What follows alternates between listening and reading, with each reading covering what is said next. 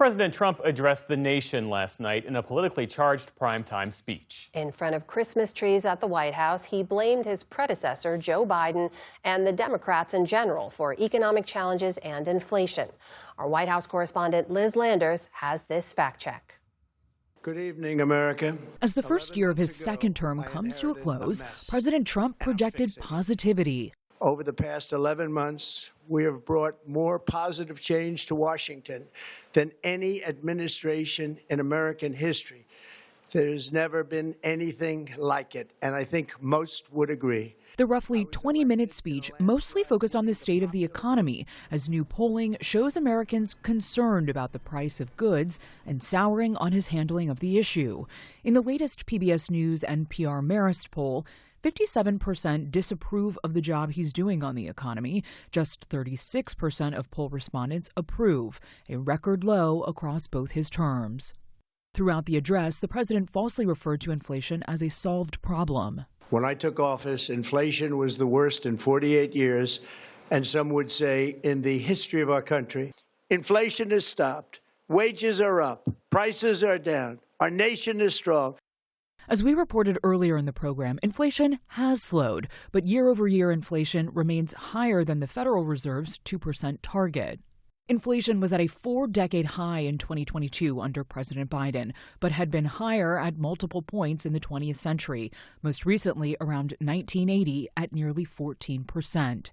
It had fallen to 3% by the time Trump took office in January. The last administration and their allies in Congress brought in millions and millions of migrants and gave them taxpayer-funded housing while your rent and housing costs skyrocketed. The president repeatedly pointed his finger at both the Biden administration and immigrants for rising costs. Deportations have been a major piece of the second Trump administration's agenda, at times receiving criticism for using potentially illegal tactics. There is no clear evidence that immigration substantially contributed to rising housing costs for citizens. Democrat politicians also sent the cost of groceries soaring, but we are solving that too. Consumer Price Index data actually shows that more grocery items have increased in price this year than decreased. The price of eggs is down 82% since March, and everything else is falling rapidly. And it's not done yet. But boy, are we making progress. Nobody can believe what's going on. The wholesale price of eggs has fallen more than 82%, but retail prices have fallen just 44% from March to September.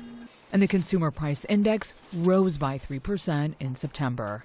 Gasoline is now under $2.50 a gallon in much of the country.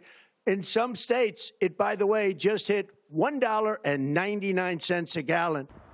This is an exaggeration. Estimates show that national gas prices average closer to $2.90 per gallon. And while some stations in certain states have prices below $2, that's including membership promotions. I negotiated directly with the drug companies and foreign nations, which were taking advantage of our country for many decades, to slash prices on drugs and pharmaceuticals by as much as 400, 500, and even 600%. In other words, your drug costs will be plummeting downward. While costs for some drugs may drop next year, the price cuts the president talked about are not mathematically possible.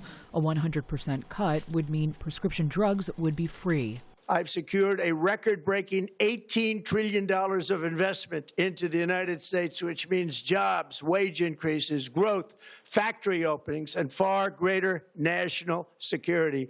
Much of this success has been accomplished by tariffs. President Trump's own White House press office has tallied half of that number in investments, $9.6 trillion. But that includes many informal pledges from foreign countries and already announced projects. Qatar and the United Arab Emirates have each pledged more than $1 trillion, but that's more than their gross domestic products. The president's speech included falsehoods and hyperbole. One of the only new initiatives he announced was what he called a warrior dividend for military service members. But the money comes from previously approved funds by Congress. In honor of our nation's founding in 1776, we are sending every soldier $1,776. Think of that. And the checks are already on the way. He claimed that tariffs and the Big Beautiful Bill tax package will help pay for the dividends. Senator Roger Wicker praised the move, noting in a statement the $2.9 billion in funding comes from the bill passed over the summer.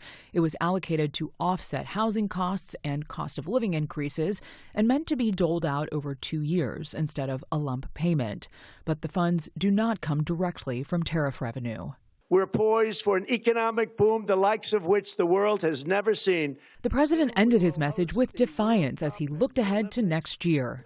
We are respected again like we have never been respected before. For the PBS NewsHour, I'm Liz Landers. Merry Christmas.